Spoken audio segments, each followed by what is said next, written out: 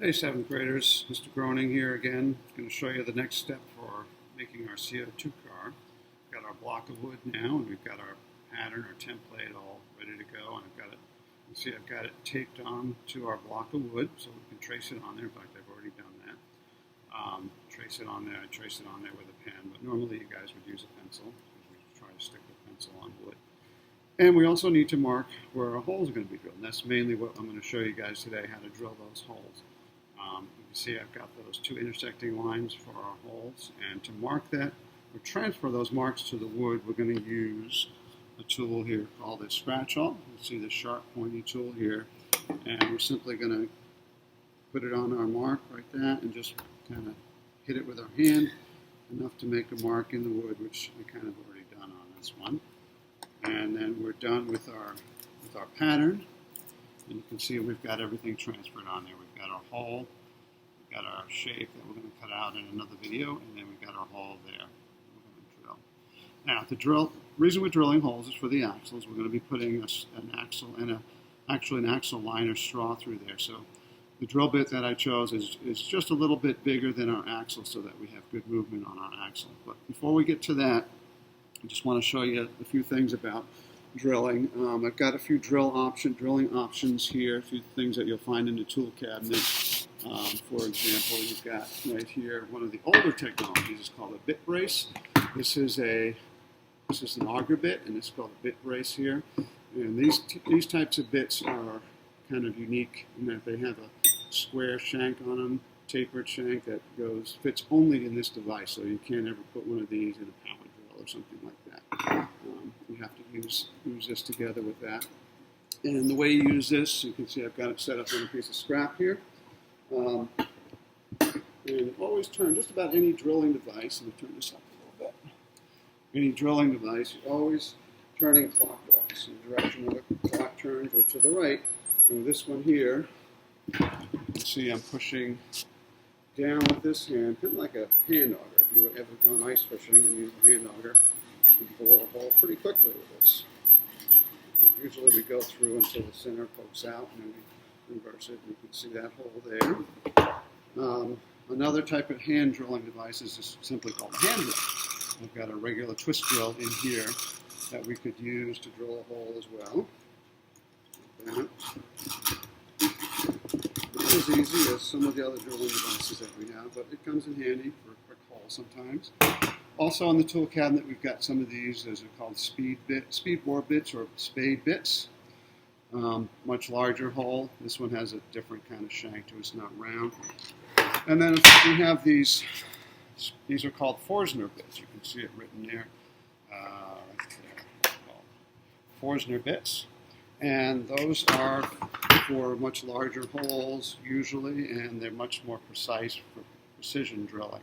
Really expensive, and they're really sharp. And we use these sometimes. We think we use this when we're in 6th grade. We use that for something.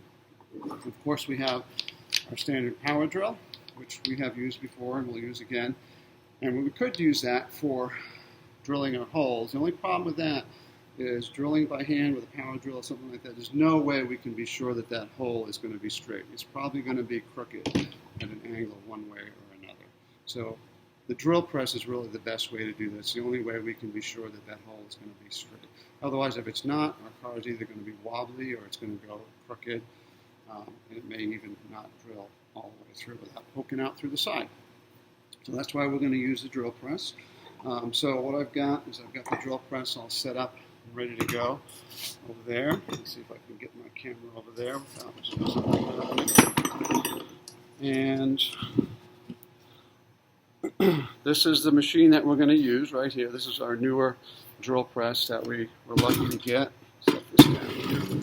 We're lucky to get this from a donation from somebody. And let's see, I think that'll work there. And you can see, got the drill bit all set up in here. This is a small twist drill, and they call it a twist drill because these twists that you see in here are designed not for cutting, but just for removing chips. Cutting happens on the very end. And you can kind of see that with this very large one here. This is a really large twist drill. These large twists just remove that material. The only cutting happens on these two edges here. It shaves it there, and then it shaves the material there. And twist drills can be used for anything. You can use for wood, metal, plastic, almost any, probably not ceramic, but any of those materials, it'll drill, depending on how hard they are. But, so we've got this one set up here. We've got an auxiliary fence on the table, and we've got our wood already marked and ready to go. The machine has a tendency to, especially when you're, not so much when you're drilling down through, but when you lift it back up, it has a tendency to kind of lift the wood with it and possibly spinning around and kind of egging out our hole. So what we need to do is we need to clamp it. And we're going to use a C-clamp for that, shaped like the letter C. And we're going to clamp it right to the table here. So in order to get that set up, we're just going to try to get this lined up where we want to drill the hole. I've got my bit lined up right there. So I'm just going to take the C-clamp, put it over the edge here, try not to move the wood as much. And tighten it up a little bit and then adjust it again. And then tighten it all the way. That way we know the wood isn't going anywhere. I can drill through. Nothing's going to happen. Nothing's going to move. So the switch on this machine, I'll show you the machine a little bit here. You can see the switch is right here, just like a light switch on right there. This is one of those spinning machines, so you have to be really careful about clothing or anything like that, or hair that could touch that. It would grab it up and it would spin it, so be careful about that. Also, wear safety glasses or eye protection when you use this machine. It's like any machines that we use out here. And this lever on the side here is what we use to advance the drill. We're going to turn it on, and we're going to drill it all the way through both holes. I'll do that right now. So we turn it on right here. And we move our lever down. Once in a while, you might have to lift it out just to clear the wood chips. You don't want it to clog up the hole, so we go a little bit further, and that's probably all the way through there. Shut it off, wait till it stops, and then we basically are going to flip it around. You can see our hole there, went all the way through. Flip it around and do the same thing to this side. Clamp it with our C-clamp, just like that. I moved it a little bit, we'll adjust it, and then retighten the clamp. That looks good right there.